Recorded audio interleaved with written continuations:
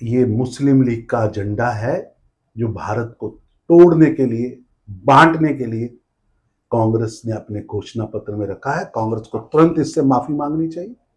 अब कांग्रेस की क्रूर और काली घिनौनी दृष्टि भारत की बेटियों के मंगलसूत्र पर है, स्त्री धन पर है, उनको मिलने वाली विरासत के धन पर है। अब ये कांग्रेस का घोषणा पत्र मुस्लिम लीग का एजेंडा लागू कर रहा है। ये घोषणा पत्र जॉर्ज सोरोस के टूल किट का हिस्सा है।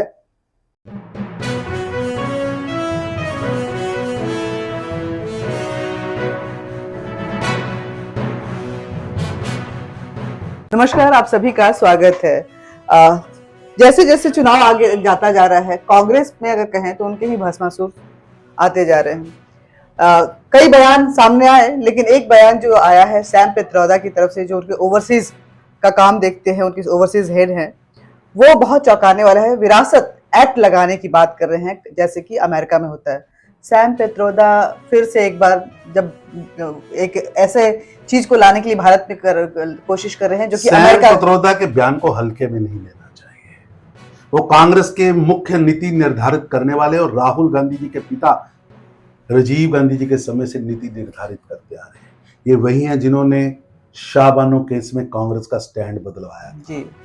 ये वही हैं जिन्होंने 1984 के सिख कत्लो गारत के बाद कहा था हुआ सो हुआ, और आजकल वो राहुल गांधी जी के धर्म गुरु बने हुए हैं, राजनीतिक गुरु बने हुए। उनका बयान कि भारत के नागरिकों की निजी संपत्ति छीन कर, और आगे मनमोहन सिंह जी ने जो कहा है, भारत के पूर्व प्रधानमंत्री, कांग्रेस के प्रधानमंत्री ने, वो मुस्लिम्स में बांट दी जाए, ये एक बड़े षड्यंत्र की बदबू आ रही है।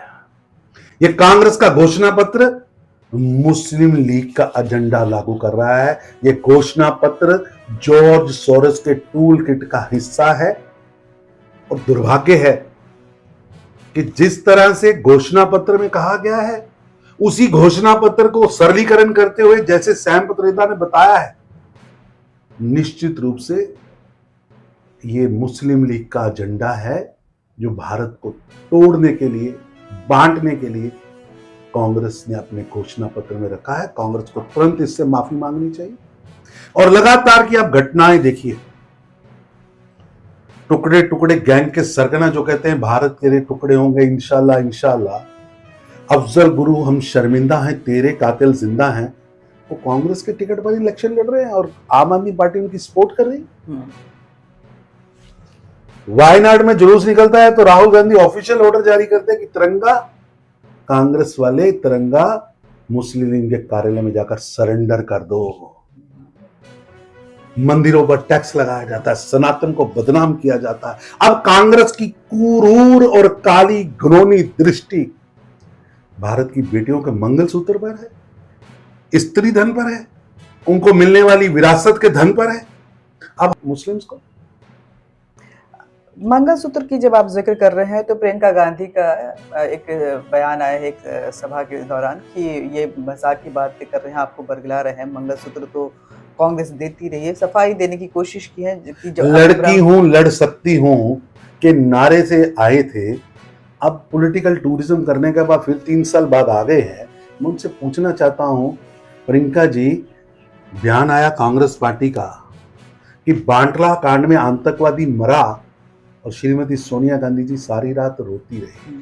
आतंकवादी मरने पर सोनिया गांधी जी रोती हैं और दंतावाड़ा में 200 जवान शहीद हो जाते हैं सीआरपी के, कभी कांग्रेस पार्टी का बयान नहीं आता है।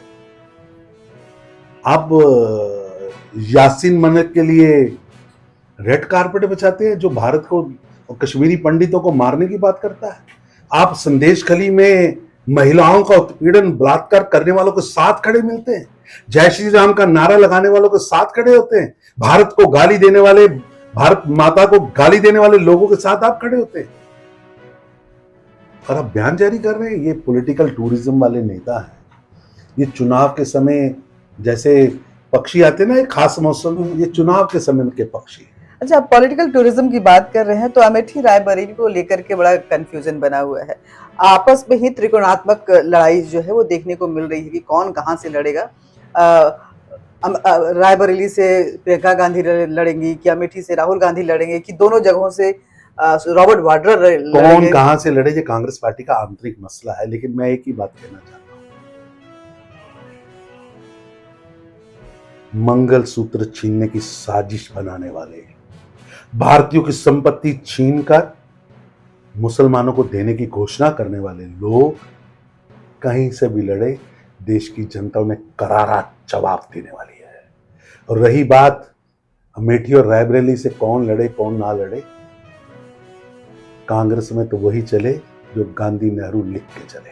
अच्छा, एक असम से बयान आ रहा है, बदरुद्दीन अजमल, उन्होंने कहा है कि जीतेगी तो इंडी ही, एनडीए की हार होगी, 400 का सपना सपना ही रह जाएगा, और जब इंडिया की सरकार बनेगी तब हम ये जो मदरसे बंद हुए हैं 700, इन सभी को खुलवाएंगे। देश के बच्चों को आगे बढ़ना है, उनको कंप्यूटर सिखाना है,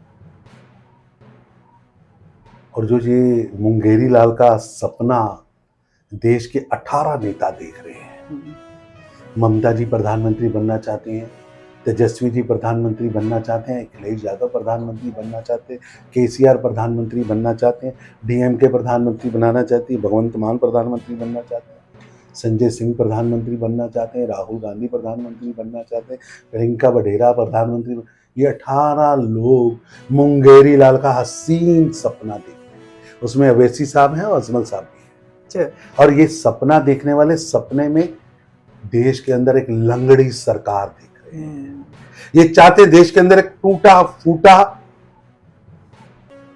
बहुमत आए और वो एक लंगड़ी सरकार बनाकर देश के खजाने को लूट सके। भारत की जनता बड़ी समझदार है, वो नरेंद्र मोदी जी के नेतृत्व में तगड़ी सरकार लाएगी, और उनकी लंगड़ी सरकार बनाने का सपना केवल मुंगेरी लाल का सपना ही रहेगा। एक अंतिम सवाल पूछ रही हूँ कि केरल में लेफ्ट और कांग्रेस गठबंधन में है और लड़ाई लड़ रहे हैं, लेकिन वहां पे दोनों के बीच द्वंद्व जो है वो सामने आ चुका है। पेनियारन लगातार राहुल गांधी पे आक्रामक है, उन्होंने अपने कैंडिडेट भी उतारे दिए हैं, एनी राजा को, और अभी कुछ समय पहले ही वहां के जो लेफ्ट के नेता हैं अनवर जी, उनका बयान आया है कि राहुल गांधी क्यों लगाते हैं, इसको लेकर के उनका डीएनए टेस्ट होना चाहिए, केरल को अपने स्थानीय नेता की जरूरत है बाहरी। वो कांग्रेस को परामर्श दे रहे हैं, तो निर्णय तो डीएनए टेस्ट का राहुल गांधी को लेना है, मेरे को तो लेना नहीं। बहुत बहुत धन्यवाद आपका। तो ये आज के मसले हैं चुनावी दौर में और कुछ इस तरह से उछल रहे हैं, लेकिन कांग्रेस के लिए एक बड़ी बात जरूर है कि जो भी बयान आ रहे हैं उनके लिए बैकफायर कर जा रहे हैं। धन्यवाद।